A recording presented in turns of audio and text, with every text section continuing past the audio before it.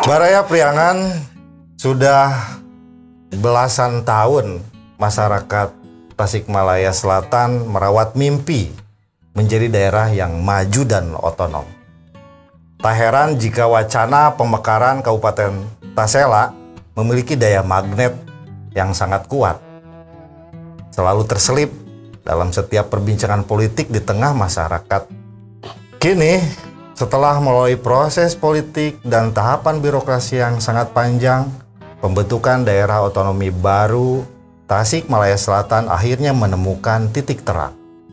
Pada tanggal 20 April 2020, Bupati Ade Sugianto dan DPRD Kabupaten Tasikmalaya telah resmi setujui dan usulkan daerah otonomi baru Tasikmalaya Selatan ke Provinsi Jawa Barat. Kemudian, pada tanggal 28 April 2022, Gubernur Ridwan Kamil dan DPRD Provinsi Jawa Barat telah setujui untuk mengusulkan daerah otonomi baru Tasikmalaya Selatan kepada pemerintah pusat di tengah aturan moratorium pembentukan DOB yang belum dicabut. Kita akan diskusikan persoalan ini dengan para narasumber. Pertanyaan yang pertama saya tujukan dulu ke Kang Subarna yang sedang jauh di Spanyol. Bagaimana Kang, Spanyol haridang nih? Tiris. Dingin-dingin lah. Musim baik.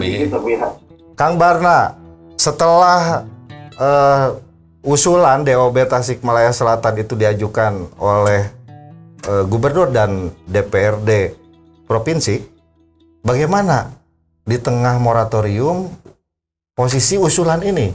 Apakah kita akan menunggu seperti nunggu hujan gitu ya? Atau nunggu hujan, seperti nunggu takdir gitu ya? Kita akan menunggu seperti apa? Kang Barna, mangga.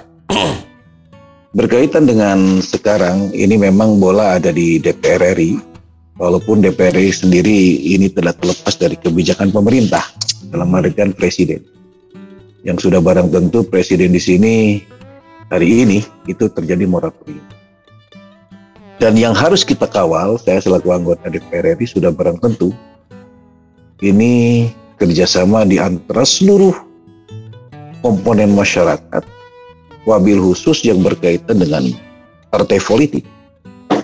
Yang hari ini mungkin PDIP sebagai penguasa, dan juga Golkar, dan termasuk Gerindra, PAN, dan lain sebagainya. Ini bagian yang tidak terpisah. Setelah dulu saya waktu di Komisi 2 sudah mengingatkan saja, karena ini juga mengikuti arus perjalanan tentang perjalanan DOB ini. Jadi terus terang saja kuncinya ada di praksi-praksi yang ada di DPR. Ini bagian yang tidak terpisahkan dari nanti kebijakan dan keputusan yang ada. Selain memang keputusan pemerintah dalam hari ini presiden. Cara saya itu saja mungkin sebagai bagian yang tidak terpisahkan, kita lihat perkembangan kemudian. Mungkin itu saja dulu. Maksudnya begini Kang, ini kan dari provinsi sudah jelas masuk ke Mendagri tentunya. Dan posisi aturan sekarang itu sedang moratorium. Pertanyaan yang paling mendasar untuk publik adalah, ini perkiraan kapan terrealisasi, kapan terjadi daerah otonomi baru ini. Nah, pertanyaan yang lebih spesifik kepada para pihak, tentunya bapak-bapak yang duduk di DPRD, DPRD Provinsi maupun di DPR RI, langkah politik apa yang akan dilakukan tentunya untuk mensiasati moratorium? Apakah moratorium ini ada pengecualian atau bagaimana?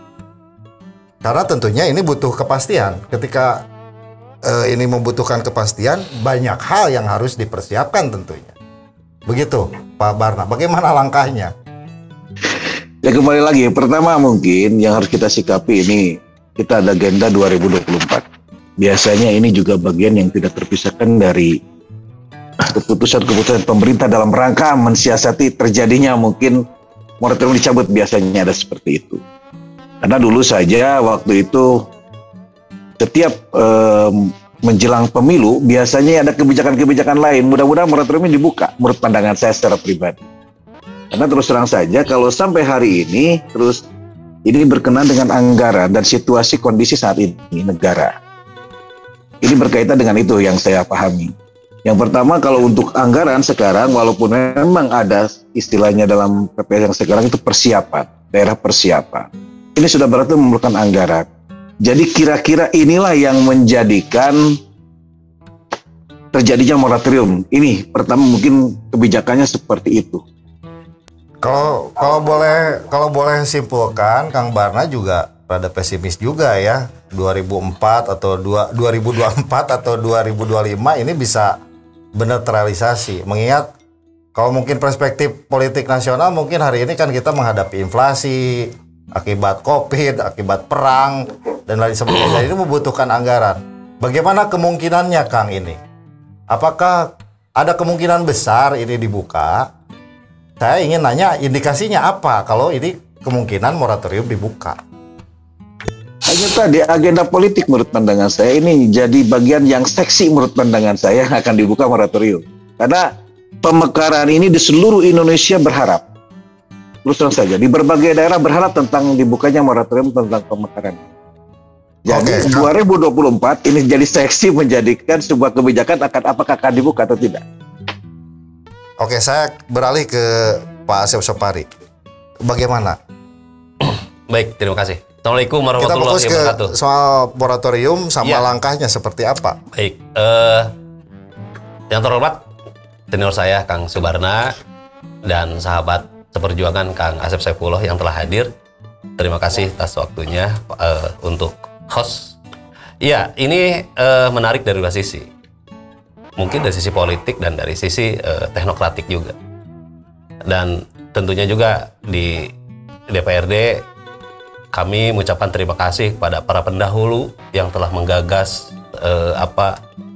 DOB Tasikmalaya Selatan ini. Tidak melupakan juga jasa-jasa mereka-mereka yang sudah menggagas atau menginisiasi, karena tidak ada keputusan hari ini kalau tidak ada masa lalu. Soal moratorium, ya kita harus dorong dari daerah juga, karena ini menjadi pertimbangan pemerintah pusat, saya yakin, dan semangatnya saya kira lebih kepada sisi kepentingan kesejahteraan publik. Saya melihat Jawa Barat itu dengan 50 juta penduduk, hampir 50 juta penduduk, dibanding dengan Jawa Timur yang penduduknya 40 juta. Kemudian Jawa Tengah dengan 35 juta. Kita itu hanya memiliki daerah otonominya itu sekitar hanya kabupaten kota itu 27 daerah otonomi. Sementara Jawa Timur kalau nggak salah 38. Jawa Tengah 35-an lah. Berarti itu ada ketimpangan transfer dana pusat ke daerah. Maka kesempatan kita untuk membangun ada semacam disparitas atau perbedaan yang diterima oleh pemerintah Jawa Tengah sama pusat. Karena kan kepentingan pembangunan itu berdasarkan salah satunya adalah jumlah daerah otonomi. Itu semangatnya. Kemudian yang kedua, saya kira betul tadi kata Kang Barna, seksi menjadi seksi karena ini bisa menjadi pertaruhan politik di 2024 atau selanjutnya. Kita intinya sedia payung sebelum hujan. Karena nanti secara politis yang memutuskan pemerintah pusat dan DPR RI, saya kira ketika kita mempersiapkan segala sesuatunya dengan cermat, administrasi yang tertib dan sudah diamini dan sudah diputuskan oleh DPRD Provinsi Jawa Barat dan Gubernur, itu menunjukkan bahwa kita dukungan itu sudah mutlak, sudah full. Tinggal bagaimana hari ini selain usulan pemerintah Jawa Barat ke tingkat pusat itu disampaikan, dukungan tokoh masyarakat juga dari daerah, mungkin bukan Tasikmalaya Selatan saja, tetapi juga daerah-daerah yang lain untuk menyampaikan bahwa ini aspirasi masyarakat yang menginginkan otonomi baru, bukan kepentingan elit, tapi kepentingan masyarakat juga. Meskipun pada akhirnya itu menjadi keputusan politik. Masyarakat yang dimaksud itu adalah semua tokoh-tokoh yang terlibat membidani daerah otonomi baru ini, kemudian juga tokoh daerah, baik pemerintahan yang sudah dibuktikan dengan bentuk dukungan. Juga yang paling penting adalah dukungan politis dari para anggota DPRD di pusat. Ketika daerah lain lahir itu ya, daerah otonomi baru seperti Pangandaran, kemudian Cimahi dulu atau Tasik Kota dulu ya, itu saya kira para politisi dan tokoh masyarakat rame-rame juga menyuarakan di tingkat pusat. Oke, ini saya lebih spesifik ke soal moratorium, Ketua. Bagaimana nih? Ini kan posisinya moratorium. Iya. Jadi apakah kita nunggu takdir aja atau langkah seperti apa DPRD Kabupaten sendiri gitu untuk melangkahnya? Iya. Ya soal moratorium ini. Iya. Saya kira harus apakah cuma berbalas pantun aja surat-suratan gitu atau gimana? Nggak begitu juga. Saya kira tadi saya udah agak bahas sedikit. Kita harus punya semangat juga semua pihak, baik tokoh masyarakat, kemudian para politisi, kemudian pimpinan daerah, ya harus menyuarakan ke pusat, baik dalam bentuk audiensi, dalam bentuk komunikasi politik dan lain sebagainya. Kalau tidak disuarakan, ini kan sepertinya daerah tidak membutuhkan apa-apa. Ya kan masyarakat Tasik Selatan ini udah belasan tahun ya, Kang Barna, saya masih ingat sejak dulu ya. Mungkin ini dulu belum kompak, Kang, sekarang kompak itu. Ini kan DOB Tasik Malaya Selatan ini kan dampak kebijakan perpindahan 2004 itu loh, 2004. Saya ingat setelah DPRD Kabupaten Tasikmalaya menentukan ibu kota kabupaten di Singaparna. Semangatnya menjadi waktu itu. Kita otonomi baru gitu kan. Nah, ini kan memang soal politik, Pak Ketua, gitu ya. Apa yang akan dilakukan ini menjadi menarik publik mengetahui apa yang akan dilakukan. Tapi saya sedikit aja lah. Boleh, mungkin latar belakang itu semangatnya seperti itu. Mungkin ada dari kekecewaan, dari karena tidak jadinya Karangnunggal menjadi ibu kota kabupaten. Tapi hari ini saya kira konteksnya lain. Hari ini dengan mengurus 1,8 juta penduduk satu kepala daerah itu akan lebih berat ketika harus melayani masyarakat sebanyak itu.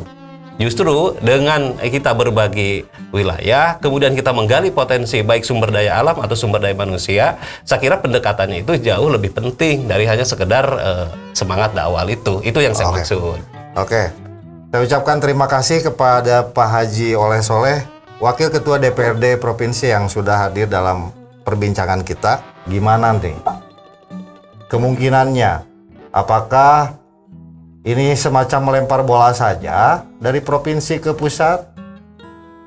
Atau memang teman-teman di pemerintah Provinsi Jawa Barat memang akan melakukan langkah serius gitu terkait dengan moratorium? Saya ingin menyampaikan beberapa hal. Pertama, bahwasanya soal pemekaran ini bagi Jawa Barat ini bukan lagi soal ego sektoral, bukan lagi soal kepentingan personal, kepentingan yang lain-lain, tetapi sudah merupakan suatu kebutuhan. Kenapa dikatakan kebutuhan? Karena memang dalam rangka pelayanan masyarakat ini itu ada standar. Satu, standar wilayah berapa, kemudian standar penduduknya juga. Seorang bupati ini standarnya ini mampu melayani secara paripurna itu ya menurut hasil kajian itu ya tidak boleh melebihi dari angka 700.000 orang. Nah itu. Kemudian hal lain adalah soal bagaimana mewujudkan daripada soal keadilan sosial bagi seluruh rakyat Indonesia. Soal keadilan dalam hal apa? Ya tentu soal pelayanan pendidikan yang murah, yang berkualitas. Kemudian soal pelayanan kesehatan yang murah dan juga berkualitas. Dan tentunya hal-hal lain, kebutuhan-kebutuhan yang urgen, yang merupakan hazard daripada kehidupan sehari-hari. Soal mendapatkan sembako yang murah, akses ke pasar yang dekat, dan yang lain-lain. lebih-lebih soal infrastruktur. Nah ini soal keadilan ini juga menjadi sesuatu yang harus menjadi konsen bersama baik pemerintah pusat, provinsi hingga daerah, bagaimana semua stakeholder, semua yang berkepentingan itu berfokus pada bagaimana terwujudnya soal keadilan sosial bagi seluruh rakyat Indonesia. Nah, kemudian ketiga adalah bagaimana juga mendapatkan soal keadilan kebijakan dari pemerintah pusat. Salah satunya adalah soal kebijakan distribusi APBN. Distribusi APBN ini kalau melihat hari ini sangat jomplang sekali. Bagaimana Jawa Timur yang jumlah penduduknya kurang dari 40, kemudian tetapi kabupatennya lebih banyak, hampir mendekati 40. Halo, kedengaran? Ya. Lanjut. Kemudian Jawa Tengah yang jumlah penduduknya di bawah 30, tapi jumlah kabupatennya juga lebih banyak dari Jawa Barat. Nah, ini juga akan menjadi disparitas, kemudian akan mengarah pada posisi pola pembangunan yang semakin jomplang. Karena apa? Karena bukan saja dari DAK, DAU, tetapi dana desa pun, sekali lagi dana desa pun, maka akan terjadi disparitas kesenjangan yang begitu besar. Sehingga kalau misalkan tujuannya keadilan sosial bagi seluruh rakyat Indonesia, jikalau kebutuhan tentang pemekaran ini tidak diakomodir, rasa-rasanya jangan berharap soal keadilan ini bisa secara merata.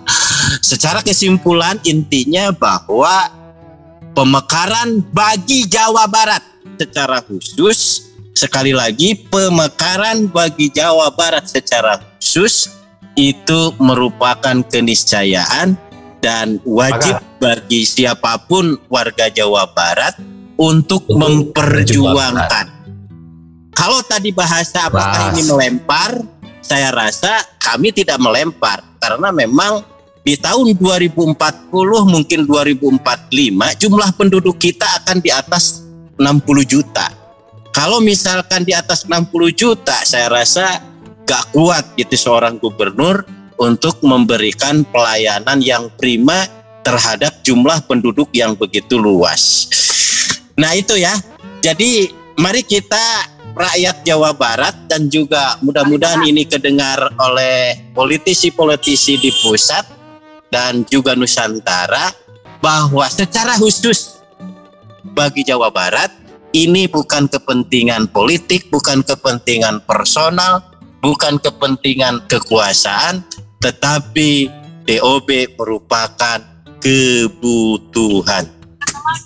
Maka atas dasar kebutuhan, maka bukan melempar, tetapi kami akan menggolkan sekuat tenaga bagaimana agar Presiden, DPR RI, DPD, dan juga Mendagri untuk membuka hati, membuka mata, melihat realita persoalan Jawa Barat yang sesungguhnya. Baik, oke, dalam situasi moratorium masih yang belum dicabut, kira-kira Pak Haji, teman-teman atau pemerintah Jawa Barat sendiri, teman-teman politisi tentunya semua, apa yang akan dilakukan? Pertama yang dilakukan pertama adalah pendekatan persuasif. Pendekatan persuasif ini dengan mengedepankan soal konsideran hukum. Bahwasanya moratorium ini bukan harga mati, nama juga moratorium. Kecuali undang-undang CDOB-nya dicabut. Kata moratorium ini berhenti sementara. Artinya jikalau Jawa Barat bermohon untuk dibuka kembali sesuatu yang bukan haram.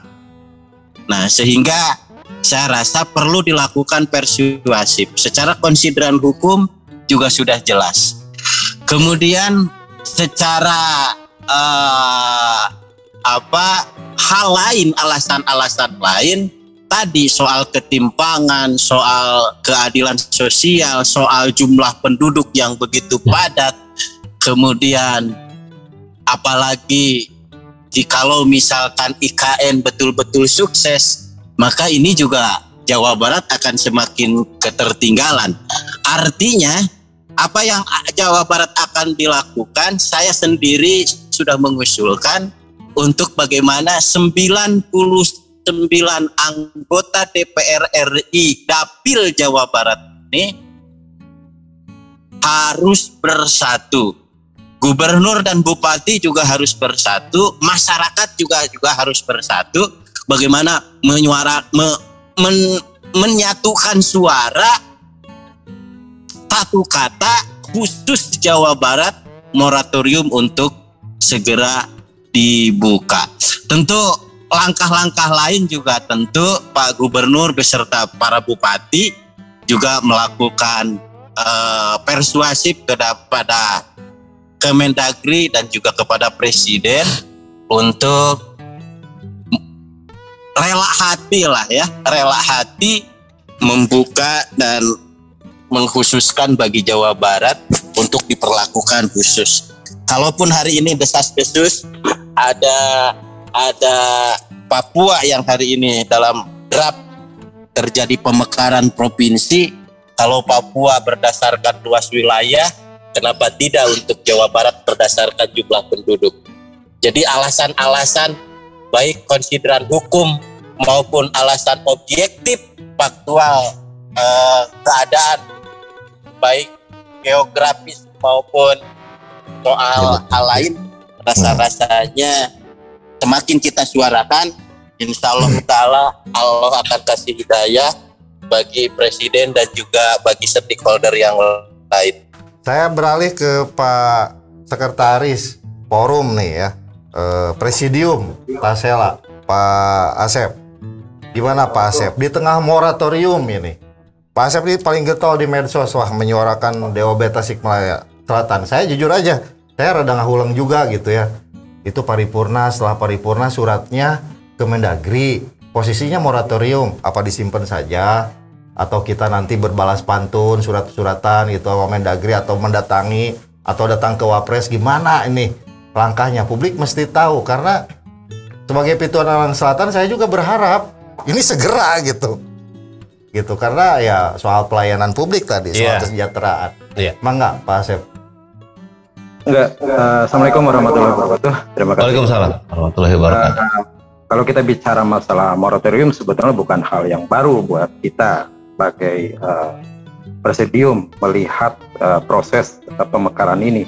Karena kan moratorium ini setelah Presiden SBY dan dikatakan Pak Jokowi awal-awal itu, maka terjadi moratorium. Bahkan sampai sekarang RPP dari Undang-Undang Nomor 23 tahun 2014 juga kan belum disahkan. Artinya buat kita moratorium itu bukan sesuatu yang sesuatu yang baru atau yang menakutkan, enggak lah. Ini sesuatu yang harus kita tempuh, sesuatu yang perjuangkan. Emang betul banyak pertanyaan dari awal, bagaimana ini strategi perjuangannya. Makanya kalau beberapa tahap kita lakukan, yang pertama tahap di kabupaten ini alhamdulillah sudah selesai. Sebetulnya itu kalau di kabupaten dari tahun 2010 terus 2011, 2015 dengan turunnya SK persetujuan dari bupati dan dari DPRD waktu zaman PAUU, zaman Pak Ade pada waktu itu sudah tidak ada masalah. Diperbarui kemarin dari DPRD kabupaten ketika Pak Asep Topari dengan Pak Ade Sugianto bulan yang kemarin, itu merupakan tahapan yang kedua karena itu merupakan konsekuensi dari perubahan dari undang-undang, walaupun RPP-nya ini belum disahkan. Nah, dari provinsi alhamdulillah sudah selesai. Nah, pertanyaan yang tadi masalah moratorium sebetulnya fase yang pertama buat Presidium itu perjuangannya alhamdulillah sudah selesai, bahwa proses di kabupaten dan provinsi ini dulu yang kita selesaikan. Artinya tuntutan administratif ini harus selesai. Terus yang kedua, sebetulnya pendekatan-pendekatan untuk dicabutnya moratorium itu sudah dilakukan, mulai pendekatan kita di luar. Artinya kita kan udah membentuk Porkonas, Forum Koordinasi Nasional juga. Porkoda, Porkonas itu masalah CDOB yang titik poinnya kita komunikasi baik ke Presiden secara langsung, ke Mendagri, ataupun ke Wapres sebetulnya sebagai penanggung jawab ini masalah pemekaran. Kalau masalah Wapres itu sebagai bahan pertimbangan nantinya keputusan Presiden. Itu sudah dilakukan tahapan-tahapan pendekatan lewat jalur-jalur organisasi. Salah satunya yang tadi melalui Porkonas, kita se-Indonesia kumpul membentuk sebuah organisasi yang khusus punya tema yang sama, masalah pemekaran. Itu yang pertama. Terus yang kedua, yang kedua itu. Terus yang ketiga juga bahwa perdebatan masalah moratorium memang sampai saat ini selalu terkunci masalah anggaran, ya, masalah anggaran dari pusat. Sebetulnya kalau emang keseriusan pemerintah dalam memandang desentralisasi sistem pemerintahan, jadi jangan kan sekarang ini seperti banci gitu melihatnya. Satu sisi kita mempunyai undang-undang desentralisasi, tapi satu sisi kepalanya kita itu pingin kemana-mana, tapi ekornya masalah ini masih dipegang oleh pusat. Artinya kebebasan dalam menentukan sikap oleh daerah sendiri masih juga terkoordinir oleh pusat. Itu. Jadi yang selanjutnya bagaimana ini terus mendesak supaya moratorium ini dicabut. Kita harus intens sebetulnya presidium komunikasi ke pemerintah baik daerah tingkat 2, tingkat 1 artinya kabupaten provinsi, karena urusan sekarang adalah urusan G2G artinya government to government. Kemarin kita kabupaten dengan provinsi selesai, sekarang tinggal provinsi itu bagaimana terus meyakinkan pusat bahwa Jawa Barat itu butuh. Karena Jawa Barat itu dari tahun 1099 saya ingat di RPJMD-nya atau jangka panjang juga menengah itu sebenarnya target untuk pemekaran itu ada 42 daerah untuk Jawa Barat ini. Dan sampai sekarang ini baru bertambah hanya 2, Bandung Barat sama Pangandaran. Jadi hanya 27. Jadi masih space-nya sebetulnya itu masih banyak. Nah, selanjutnya yang harus kita lakukan perjuangan ini kan terutama untuk coba meyakinkan pusat bahwa kita beda dengan daerah-daerah yang emang kemungkinan siap atau tidak siap. Kalau Jawa Barat memang udah siap dan emang dibutuhkan sekarang proses pemekaran untuk beberapa wilayah. Nah, terus mendesak pemerintah untuk melakukan komunikasi dan juga kita dari Presidium juga tidak berhenti sampai saat ini terus melakukan komunikasi baik internal, baik politis atau apapun dan untuk meyakinkan bahwa moratorium khusus untuk Jawa Barat, khusus untuk Tasik Selatan ini sudah layak untuk dimekarkan. Seperti itu kalau masalah moratorium. Betul. Pertama kemarin saya pernah sebelum diketuk di DPR Provinsi, kita berbicara dengan Pak Ridwan Kamil. Pak Ridwan Kamil selaku gubernur itu fokus sekarang bagaimana Jawa Barat bagian selatan ini supaya secepatnya untuk dijadikan daerah-daerah baru. Karena ketertinggalan 35 triliun ini bagian yang tidak terpisahkan dari mungkin ketimpangan Jawa Timur, Jawa Timur, Jawa Tengah. Dan ini menjadikan ajang yang akan diperjuangkan oleh Pak Gubernur. Dan ini mungkin akan dilakukan oleh Pak Gubernur dengan berbagai fraksi. Dan ini dinyatakan dengan 35T dan Jawa Barat bagian selatan ketertinggalan ini. Nah ini mungkin yang akan menjadikan dorongan utama bagaimana kalau moratorium dibuka, ini akan menjadikan langkah awal yang baik untuk Tasik Selatan dan Jawa Barat bagian selatan. Jadi simpulnya sebagai jenderal tuh udah ada semangat bahwa kita harus mendobrak moratorium. Karena ini adalah alasan kesejahteraan bukan hanya Tasikmalaya Selatan, tapi Jawa Barat Selatan. Ini menarik sekali. Bisa ditambahkan nggak? Oke, mangga, silakan. Ini emang saya teringat dari kata Pak Pana bahwa sebetulnya instrumen legal formalnya itu ada. Kita di Perda Jabar itu nomor 29 tahun 2010 itu kita punya Perda yang khusus untuk pembangunan Jabar Selatan. Itu yang pertama. Keseriusan pemerintah di Jawa Barat. Terus yang kedua, kita kan kemarin baru menerima Perpres nomor 87 tentang akselerasi pembangunan kawasan Rebana dan Jabar Selatan. Ini sebetulnya bisa secara konstruksi hukum dan diterjemahkan dalam akselerasi produk-produk hukum yang lain. Artinya mungkin bisa ini sebagai penunjang untuk moratorium dicabut juga. Bentuk keseriusan pemerintah pusat ini bisa menjadi sebuah alasan juga ke pemerintah, artinya ke Pak Jokowi, karena Pak Jokowi sendiri tahun kemarin itu mengeluarkan Perpres nomor 87 tahun 2021. Ya, 2021 khusus untuk pembangunan Rebana dan kawasan Jabar Selatan. Mungkin sedikit ditambahkan dari Ketua. Iya, saya menyambut betul barusan yang disampaikan Kang Subarna atau panggilannya Kang SBR, menunjukkan semangat yang sama.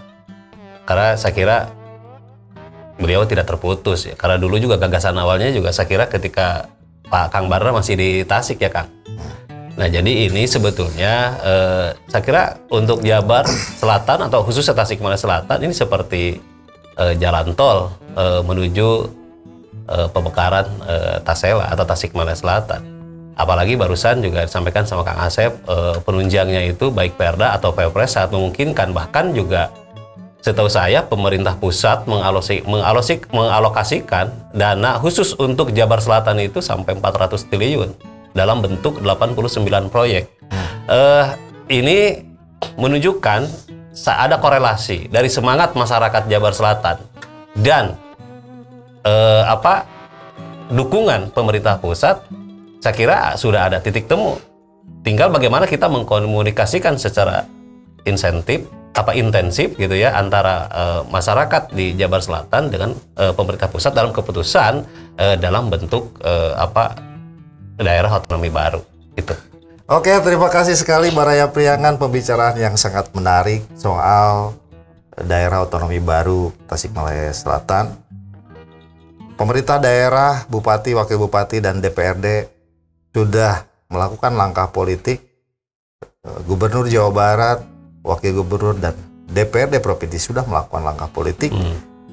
Dan seperti yang diutarakan oleh semua narasumber sepakat bahwa ini adalah soal keadilan ekonomi dan keadilan sosial bagi masyarakat, karena sudah begitu padatnya penduduk di wilayah Jawa Barat Selatan, termasuk di Tasikmalaya, untuk mengefektifkan, mengefisiensikan pelayanan masyarakat dan meningkatkan kesejahteraan masyarakat di Tasikmalaya Selatan. Maka ini adalah pemekaran daerah otonomi baru adalah sebuah keniscayaan. Hal-hal dan lain sebagainya tentu semua pihak sudah mempersiapkan. Wassalamualaikum warahmatullahi wabarakatuh. Waalaikumsalam warahmatullahi wabarakatuh. Thank you. Recording stopped.